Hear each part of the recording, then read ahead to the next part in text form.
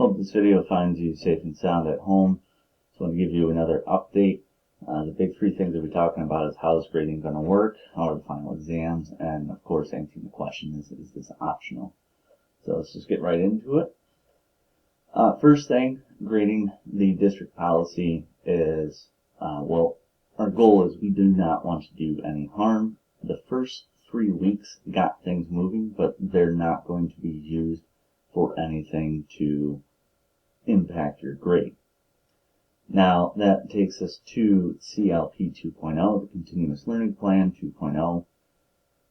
The students are going to basically be given two options. Seniors, you'll have a unique third one. I'll talk about that briefly in a moment. But those two options are going to involve you either having to do a minimum of 60% of the Continuous Learning Plan 2.0, which began last week, Monday. If you wish to receive a letter grade, you need to accomplish at least 80% of it. So it's going to be broken down into two different categories. The first category is you want to get credit. The second category is you want to get credit with a letter grade. And we'll talk about that in a little bit more detail in a moment. Before we discuss those two options, because the other thing that is going to impact your grade is what did you do before March 12th when everything happened. March 12th was their last day actually in the building. So everything due on or before March 12th will be graded. All of the WebAssigns and pre-flights will be extended until May 18th, and afterwards it is locked. I already know that most of them are scheduled to close on May 1st. I will change those due dates at some point this week.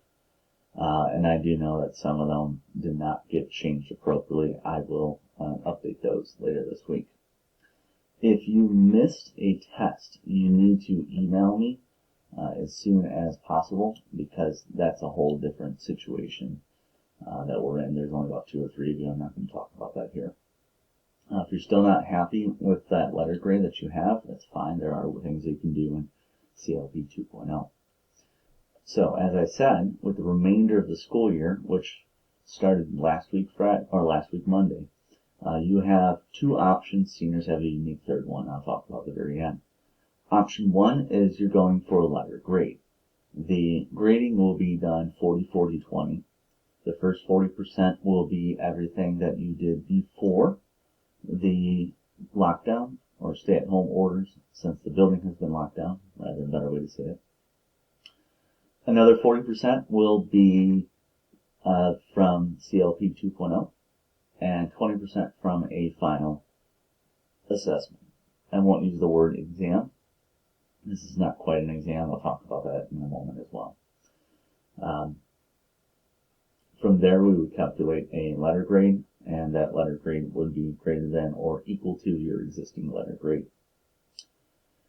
If you have, say, an A right now, and you want to keep that A, you have to choose option 1 in order to keep the A.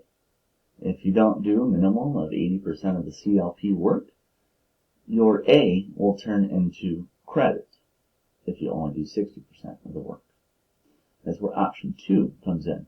It's called going for credit, or I'm naming it going for credit. In this case, you need to accomplish 60% of CLP 2.0, and there will be on the transcript, it will say you received credit for the course. They are using a new key or a new representation for it on the transcript, that it's not just indicating that you got credit, it's that you got credit during the COVID-19 crisis. So, with that being said, if you want credit for physics, you must accomplish at a minimum 60% of CLP 2.0. If you want a letter grade for physics, you must accomplish a minimum of 80% of CLP 2.0. Seniors, you have a third option granted by the governor of the state, and that is called the freeze option. We freeze the grade that you had on March 12th, 2020. In order to be eligible for this, you still must accomplish 80% of CLP 2.0. The grade will be frozen, it cannot be improved, it cannot drop. So, how will CLP 2.0 be graded? Since whether you're going for credit or for a grade, it still needs to be evaluated. And the grading is going to be very binary. 1 for you did it, and 0 that you did not. It'll be ultimately my judgment what's a 1 and what's a 0. I plan on sticking with the WebAssign policy where if you hit 80%, you would receive full credit on the particular assignment. So when do you have to decide? And all of this detail is on what the district sent out. But June 1st, and if you declare sooner, that will be easier for me. It'll be easier for you too, because I will be able to answer the question of, well, what will my grade be? I'll have a better idea earlier. It doesn't mean I have it right now. It means I'll have that answer a little bit earlier of what your grade could look like. Information on how to declare that is supposed to be coming out this week. So just be patient, give it about a week or so, think about which plan you want to go with, and then at the end of this week, I think at the latest early next week, you could actually make a declaration.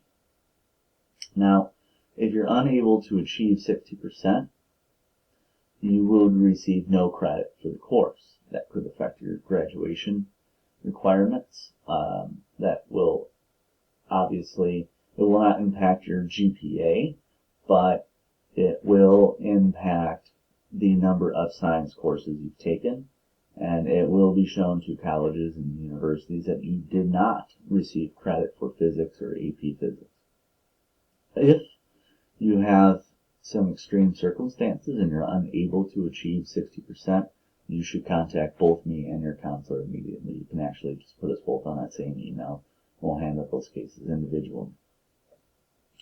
When it comes to the second question, second and third questions will be much faster than the first question to answer. Second question is their final exam. The long answer short is no. There will be some kind of final project, and there's going to be details about that coming soon. The people who need to do that are people who are going for grade. The senior option, if you remember the governor's plan of freeze the grade, you have to do a final reflection as opposed to the final project. If you are going for credit, you do not have to do the final project, but you cannot receive a letter grade. And then the last thing is this optional? Well, obviously no. If you do not accomplish at least 60% of it, you will not receive credit for physics. If you do not accomplish at least 80% of it, you will not receive a letter grade for physics. And it doesn't matter what you've done prior to March 12th. I would also like to make the emphasis on think about what your future could look like as opposed to what it will look like. Every single student in the United States of America that's graduating from high school in 2021, 2022, and 2023 is going to have this giant question mark on this semester of their high school academics. That means colleges and universities are going to be looking for different ways to evaluate students. And that could mean, and I'm speculating, I don't know, that could mean more emphasis on SAT and ACT scores. That could mean more emphasis on letters of recommendation. It could mean more emphasis on whether you got a letter grade or whether you got credit for this. So there's a lot of things you need to keep in mind. There's no longer any idea of what the future will look like in the year 2021 as we go into the fall of 2021. So focus on what the future could look like. There's definitely a lot of different scenarios that could come true, and focus on how you would be prepared to move on beyond high school into any of those given scenarios.